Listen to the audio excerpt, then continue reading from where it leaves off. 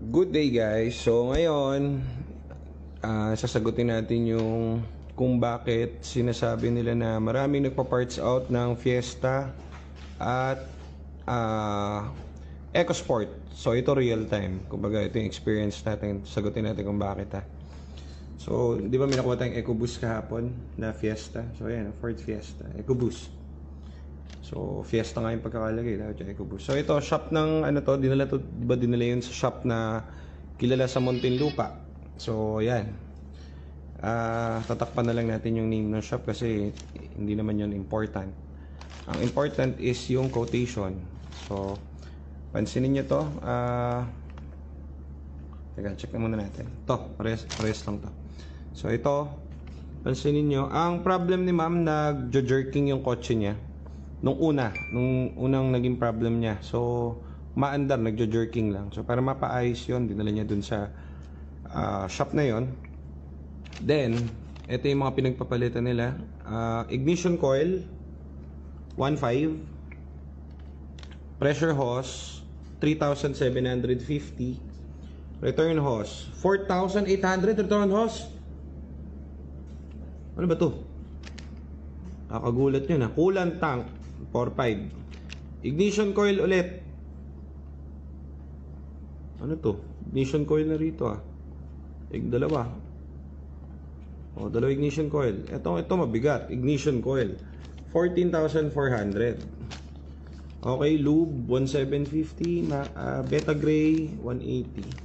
Total, magkano? 30,380. Okay, so next, ito yung isa.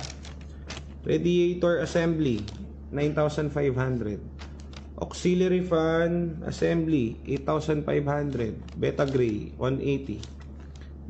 US lube ulit, 700. Top up siguro. Total, 18,880. So, pag sinum up mo, it's magkano? 58. Almost 58,000. So, yung dalawa, 58,000. So, tandaan nyo, jerking ang problema. Yung jerking, gumaganon. So, ngayon, bakit siya mahal? Kasi, actually, sobrang mahal nito. So, ang problem is yung gumagawa. Okay? Yung gumagawa and yung binibilan ng parts. So, sabi nila ang Ford, mahal daw ang pyesa. Parang hindi naman. Kasi ang bili namin, guys, dito sa ignition coil, yung original na Ford, etong ignition coil na to na 14,400, parang 6,000 lang. Or 5,000. Original yan, So, ngayon, yung return hose, ang bili namin, 2.5. 4.8 dito. Pressure hose, 1.2, 1.5. 3,750 rito. Tapos, itong langis. So, depende kung anong langis mo. Pero, 600 lang langis So, depende dun sa ikakarga. Coolant tank, 4,500. So, ang coolant tank na bibili namin na original, siguro yung nakakabit doon, urig-urig naman. So, tama lang to. Medyo siguro hindi, 2.5 lang pala. 2.5 yung urig, hindi yung color white na Chinese. So, ganun. So, ito naman yung pangalawa. Radiator assembly, 9.5. Biro mo 9.5. Radiator assembly siguro yung housing ng radiator. Ang bili namin dito siguro at least siguro 3.5. Auxiliary fan, so ito yung motor siguro. Wait lang, matawag. Ito yung motor nung radiator, 8.5. Ang bili namin sa motor parang 2.5 to 3.5, mga ganun. So 8,500 dito. Yung Beta Gray 180 sa kanila, sa amin libre lang yan. So ayun, yan, pinakita ko lang sa inyo. So hindi na natin para siraan tong shop na to kasi hindi naman tayo ganun. At alam ko tong shop na to magaling. Okay, magaling tong shop na to. Pero the problem is hindi naman nila kasi forte yung Ford Magaling to sa van 'Di ba? So idol ko rin yan sa van So yun ang naging problem nung EcoBoost nila. So yan ang naging problem ng EcoBoost. Silipin natin yung EcoBoost nila. So, hello Chuchu. Bibidyo tayo, Chuchu. So, ito yung EcoBoost. Ito yung nakuha natin sa Muntinlupa kahapon. So, ba't namin siya binili? Kahit may problem siya.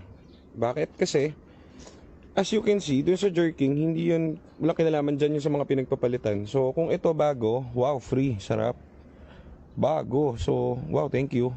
So ito, biro mo ito magkano? 4.8. Mura lang to guys. So yung binibilan nyo at yung gumagawa ang mahal. Okay, so magkaiba yon. Okay, different, very different yon. So ibang iba po yun.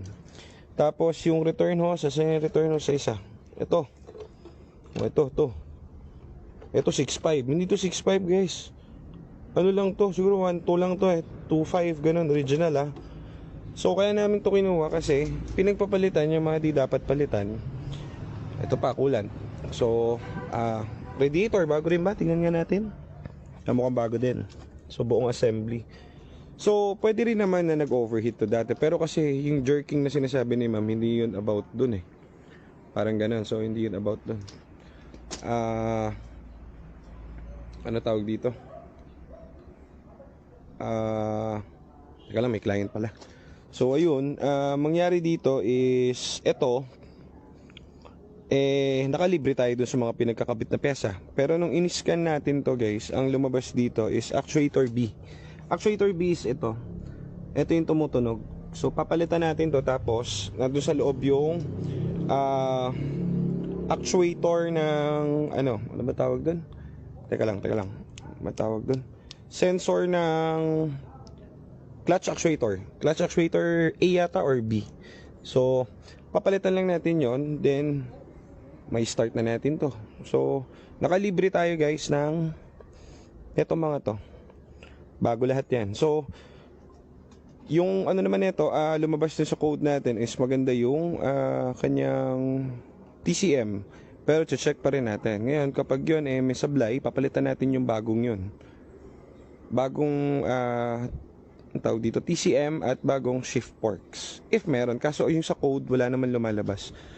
Okay, so yun lang, sinabi ko lang sa inyo yung sagot doon sa bakit marami nagpa-parts out ng Fiesta saka ng EcoSport, kasi sinukuan na ng may-ari. So when I say sinukuan, so pinabili siya ngayon ng ganito, di ba? Pinaganyan. Bibili siya, gumastos siya ng 58,000. Guys, hindi nagawa tong unit na to. Pinatowing pabalik kila ma'am to. Kasi si ma'am nangamba na dun sa billing niya. Hindi naman nagawa. So ngayon, nung bumalik sa kanila to, tong unit, nabuisit na si ma'am. Kumbaga, benta ko na lang kasi hindi naman naayos Gumastos siya kumbaga sa wala. Okay, so maraming ganon sa market. Kaya marami nagbebenta ng tawag dito parts out kasi hindi na nagagawa o nabuisit na yung may-ari. So dito sa ating kahit isang unit, wala pa tayong napaparts out kasi lahat naman nagawa na natin at naayos natin. At naging all stock ulit at naging matino ulit lahat ng kotse. So yun lang yun yung ating say doon sa mga nagtatanong kung bakit din may nagsasabi na sobrang mahal daw ng pyesa. Hindi po mahal yung parts yun, mali lang po kayo ng binibilan at mali lang din po yung pinagdalan yung gumagawa. Okay? Kasi mas mura pa po ito.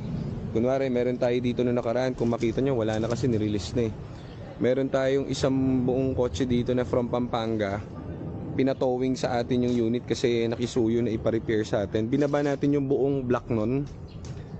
Yung engine nun pinaayos natin doon sa mechanic natin.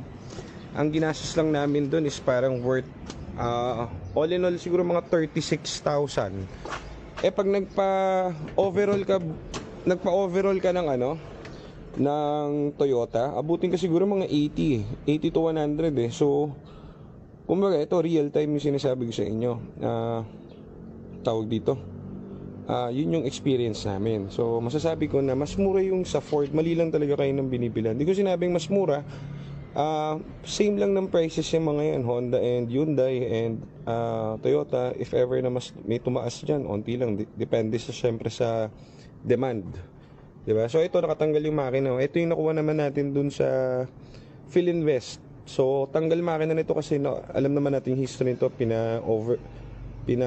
Antaw dito, overhaul kaso sablay yung gumawa. So pinamachine shop natin yung buong block. So abangan nyo ito sa review natin. Bubuin ulit natin to pag dumating na yung parts. So ganyan tayo dito, wala tayong lahat yan, pati singit yan, naayos natin yan. So bumili kayo ng gawa, huwag kayong bibili ng sira para hindi kayo magpagawa, di ba? So yun lang muna.